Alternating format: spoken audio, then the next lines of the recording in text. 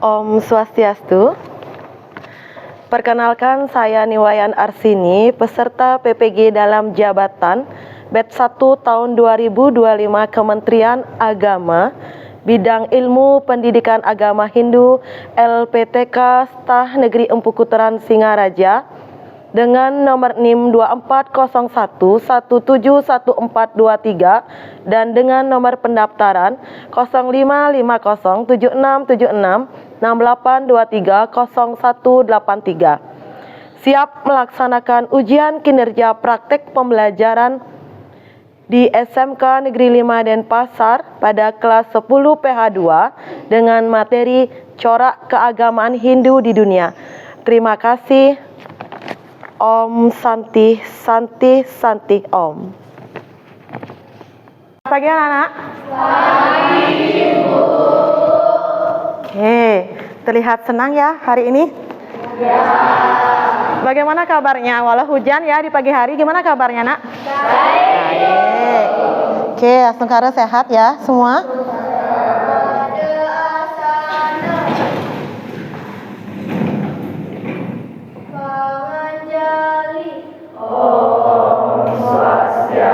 Om Swastiastu. Oke teman-teman, jadi sebelum memulai pembelajaran hari ini, mari kita berdoa dengan mengucap Om Oiganamas, Om Swastiastu, Tatastu. Silakan duduk. Ada yang tidak hadir hari ini? Semua hadir? Semua hadir. Kita ucap syukur dulu kepada Tuhan. Hari ini kita masih bisa berjumpa pada pembelajaran agama Hindu seperti biasa dengan Ibu dan anak-anak kelas PH2 yang sangat menginspirasi. Sebelum kita memulai pembelajaran hari ini, Ibu akan mengadakan presensi terlebih dahulu. Anak Agung Widya Paramita hadir. Kadek Lestari hadir. Supartawan Chandra Wiguna, Adi Swastawa, Bagas, Rehan, Gusweda, Iren, Satria, Tania. Oke, hari ini kita akan belajar tentang corak keagamaan Hindu di dunia. Sebelum Ibu mengarah ke materi, apakah kalian pernah mendengar tentang corak keagamaan? Siapa yang pernah mendengar? Apa itu corak keagamaan? Kalau kita dengar kata corak keagamaan Hindu di dunia, berarti ini agama Hindu berkembangnya tidak hanya di Indonesia, melainkan di negara-negara yang ada di seluruh dunia. Kenapa bisa dibilang corak keagamaan? Ada yang tahu? Ya, silakan Bintang. Karena tradisinya dan juga cara berbeda-beda. Nah, karena ada perbedaan dalam ritual dan tradisi. Sesuai dengan kata Bintang tadi, kenapa ada corak keagamaan? Karena Hindu yang ada di belahan dunia, di negara-negara yang ada di belahan dunia, sama memuja Tuhan, namun memiliki ciri khas bentuk praktek keagamaan yang berbeda-beda sesuai dengan wilayah. Tujuan belajar kita hari ini, yang pertama, pada akhir pembelajaran peserta didik mampu menganalisis corak keagamaan Hindu di dunia. Yang kedua, kalian mampu mengidentifikasi faktor-faktor yang mempengaruhi corak keagamaan Hindu di dunia. Dan yang terakhir, kalian mampu menentukan kontribusi sejarah Hindu dalam perkembangan kekinian. Pasti manfaatnya untuk kalian setelah belajar materi ini. Setelah kalian belajar materi ini, kalian mampu menumbuhkan wawasan kalian secara global. Tidak hanya kalian mengetahui Hindu spesifik di Bali secara mayoritas di Indonesia namun di luar Indonesia. Kalau pikiran sudah terbuka, kalian mampu mengembangkan sikap toleransi dan apresiasi budaya. Jadi tidak ada dalam pikiran kalian, loh kok dia Hindu di Jawa seperti ini praktek keagamaannya, kok Hindu saya di Bali seperti ini. Jadi tidak ada kata mengagungkan praktek keagamaan wilayah sendiri. Jadi kalian mempunyai sikap toleransi. Nah, yang terakhir, kalian bangga terhadap ajaran Hindu, kalian bangga menjadi umat Hindu. Ini Ibu tampilkan materi berupa barcode. Silahkan kalian bisa menggunakan HP kalian, kalian bisa scan, bisa membaca materi yang ada pada layar ini ya nak ya. Kalau kita lihat dari corak keagamaan, lihat definisi corak keagamaan. Corak keagamaan itu merujuk ke bentuk beragamnya sebuah praktek, kepercayaan, ritual, struktur sosial yang berkembang berdasarkan pengaruh budaya, sejarah, lokalitas di berbagai wilayah. Saya menampilkan sebuah video.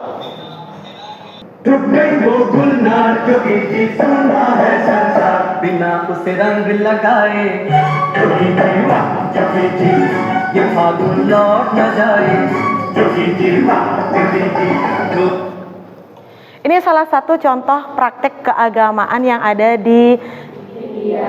Ya, namanya Holi. Kalau kita lihat India, corak keagamaannya Hindu tradisional, beda dengan kita. Kalau kalian compare kan dengan cara kita beribadah secara Hindu di Bali, itu di India lebih tradisional lagi, tetapi tetap menggunakan air, dupa, daun. Di benua Amerika dan Eropa, khususnya negara maju, kalau corak keagamaannya itu adalah Neo Hindu atau dibilang New Hindu. Jadi dia Hindu modern. Fokus atau ciri khasnya adalah kegiatan yoga. Kalian bisa lihat perbedaan corak keagamaannya. Seperti tabel di depan, fokus utamanya kalau India itu ada di ritual Weda, Balinya ada di persembahan harian, kalau Nepal perpaduan Hindu-Buddha, Amerika Serikat itu di spiritual, yoga, dan bakti. Ada 3 faktor yang mempengaruhi kenapa praktek keagamaan di beberapa negara itu berbeda. Yang pertama, akulturasi dengan kepercayaan lokal. Yang kedua, pengaruh sosial dan politik. Yang ketiga, dinamika internal agama Hindu. Untuk kontribusi sejarah Hindu pada perkembangan kekinian, kita bisa lihat bagaimana budaya dan kearifan lokal. Hindu membawa pengaruh yang sangat besar terhadap budaya dan kearifan lokal. Apalagi yang kita rasakan sekarang di Bali. Budaya dan kearifan lokal di Bali khususnya, umumnya pada di Indonesia, itu bisa mendatangkan wisatawan. Jadi karena sejarah Hindu ini sangat mempengaruhi era pendidikan. Segala hal yang diajarkan dalam Weda itu masih kita terapkan di dalam pendidikan, termasuk pendidikan karakter. Kalian sebagai siswa SMK nanti yang terjun ke dunia usaha, dunia industri, yang pertama dilihat oleh industri selain kompetensi kalian adalah bagaimana karakter kalian. Tentang agama dan filsafat, ilmu filsafat kekinian itu menggunakan perkembangan agama Hindu. Seni dan arsitektur. Kalau kalian lihat banyak peninggalan sejarah Hindu, ini seninya sangat luar biasa. Jadi agama Hindu itu membawa perkembangan kekinian. Apalagi kalau kalian lihat pura-pura yang sedang dibangun, peninggalan Maharsi zaman dulu, itu karya seni yang sangat luar biasa nak. Teknologi, walaupun kita agama Hindu, kita tidak kalah dengan yang namanya membawa perkembangan di era teknologi. Selanjutnya, silahkan kalian membentuk kelompok yang berjumlah 5 sampai 6 orang. Kelompoknya silahkan dibentuk sesuai dengan urutan meja saja. Oke, sudah semua mendapatkan kelompok. Kalian tugasnya adalah temukan perbedaan dan persamaan corak keagamaan di wilayah satu negara. Yang kedua, kalian harus mengidentifikasi faktor-faktor yang mempengaruhi. Dan yang ketiga, kalian identifikasi kontribusi sejarah Hindu dalam perkembangan kekinian. Untuk tugas kelompoknya, Ibu berikan keleluasaan buat kalian menuangkan dalam bentuk PowerPoint boleh, Word boleh, mau buat peta konsep silahkan. Silahkan dulu diskusikan dengan kelompok. Ibu harapkan semua anggota kelompok mempunyai perannya masing-masing. Tidak ada anggota kelompok yang tidak mengerjakan diskusinya. Ada yang ingin ditanyakan dulu terkait dengan tugasnya? Sudah paham terkait dengan instruksi tugasnya? Sudah. Setelah kalian diskusi, nanti kalian tugasnya adalah mempresentasikan di depan kelas. Siwa dan Murugan. Ya, Murugan. Pemujaan Siwa dan Murugan, ya, alirannya ciri khasnya adalah Siwaisme. Pemujaan kepada Siwa. Seperti yang tadi ada Waisnawa, itu pemujaan kepada Dewa Wisnu. Silakan maju ke depan, Nak.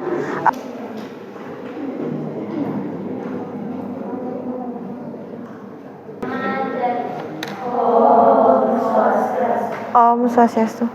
Halo semuanya, selamat pagi. Kami dari kelompok 2 akan mempresentasikan corak agama Hindu di dunia. Kemudian corak agama Hindu yang ada di dunia. Ini bisa dipanjangin.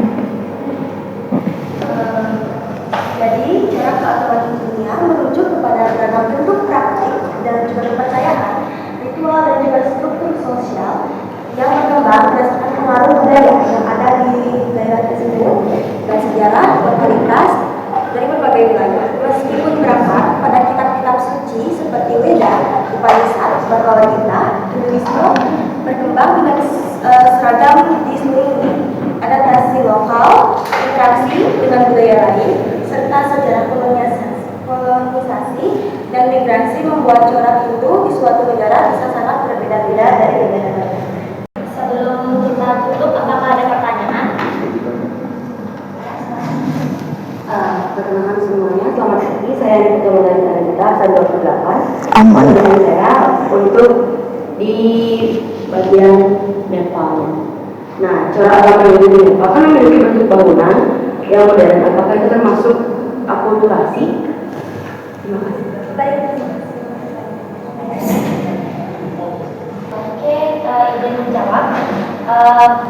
Sesuai dengan diskusi kelompok kami, di Nepal itu agama yang ada di Nepal itu bukan hanya Hindu, dan juga tentang pengaruh akulturasi itu juga bisa dibenarkan karena juga pasti setiap tahunnya bisa dibilang agama Hindu yang ada di Nepal itu mengikuti zaman dan juga keadaan yang ada di Nepal.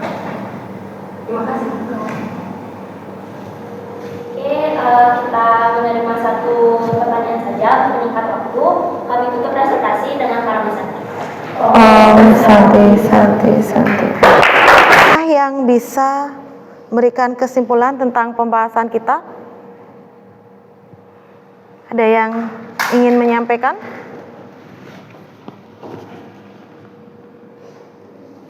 Ya, silakan Maya.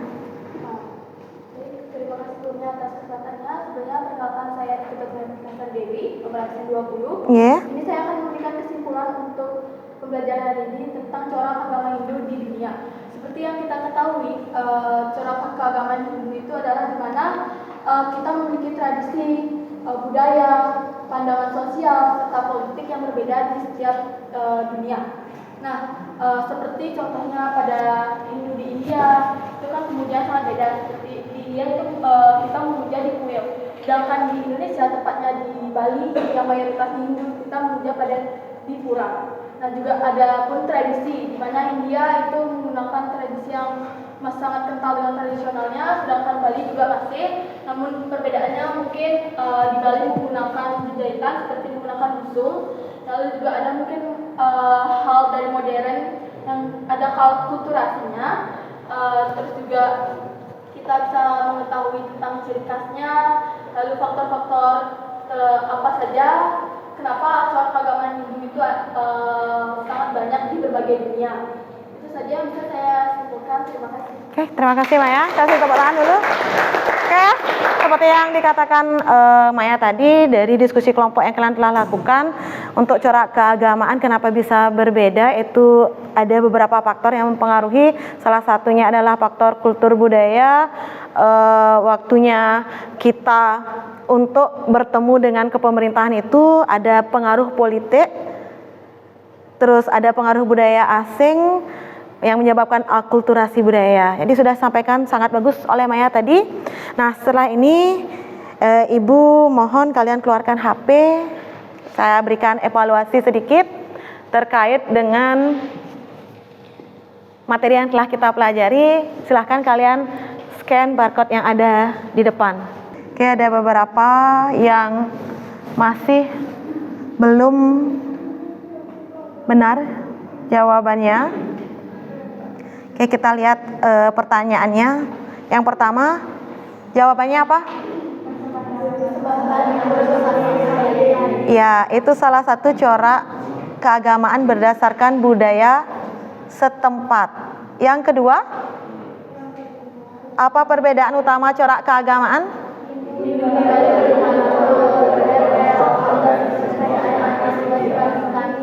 Ya, Hindu di Bali lebih terpengaruh oleh budaya lokal. Oke, yang ketiga,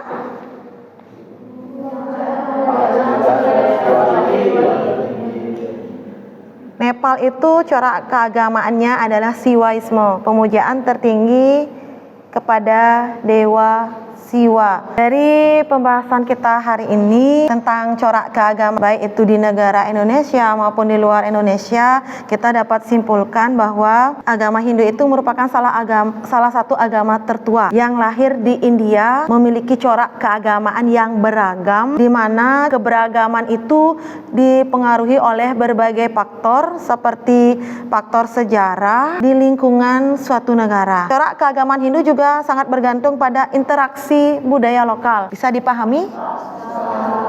Bisa. Saya ingin kalian bersama Ibu juga melakukan refleksi terhadap pembelajaran yang telah kita lakukan. Ada 3 pertanyaan yang ingin Ibu tanyakan. Yang pertama, apa yang kalian pahami setelah belajar hari ini? Yang kedua, adakah pengalaman baru yang kalian dapatkan selama proses pembelajaran? Dan yang terakhir, apa yang perlu kita perbaiki agar pembelajaran berikutnya dapat lebih menarik, dapat lebih memotivasi kalian untuk belajar sehingga pembelajaran menjadi bermakna? Kelompoknya, silakan Purnami. Terima kasih atas waktunya Ibu. Perkenalkan, nama saya Purnami. Jadi di sini saya ingin menjawab soal nomor 1, apa yang kalian pahami setelah pembelajaran hari ini. Jadi saya lebih memahami tentang bahwa agama Hindu merupakan agama fleksibel yang ada di dunia. Selain itu, agama Hindu juga agama tertua yang ada di dunia ini yang sudah muncul ribuan tahun sebelum agama lain ditemukan. Nah, saya juga paham bahwa walaupun agama Hindu berbeda di setiap negaranya, tapi tujuan dari agama Hindu itu tuh sama, yaitu tujuan untuk menyembah Tuhan yang Maha Esa. Itu saja. Yang kedua, pengalamannya? Untuk pengalaman baru yang saya dapatkan selama proses pembelajaran, saya jadi mengetahui bahwa ciri khas dari agama Hindu di setiap negara itu berbeda-beda. Untuk nomor 3, apa yang perlu kita perbaiki agar pembelajaran berikutnya dapat lebih mudah? Mungkin dari segi pembelajarannya itu bisa dibuat games seperti kuis atau apa itu saja. Oke, terima kasih Purnami. Kasih tepuk tangan dulu untuk kita semua. Ya, terima kasih atas masukan yang kalian berikan sebagai pedoman untuk saya membenahi diri sehingga pertemuan berikutnya kita lebih senang, lebih nyaman belajar, kita saling mengisi. Terima kasih untuk hari ini. Sebelum Ibu tutup, apakah ada yang ingin ditanyakan lagi? Tidak. Terima kasih banyak. Hari ini kalian sudah mengikuti pembelajaran dengan baik. Semoga apa yang kita pelajari hari ini dapat bermanfaat. Mari kita akhiri pembelajaran dengan mengucapkan Paramasanti. Silahkan Ketua Kelas.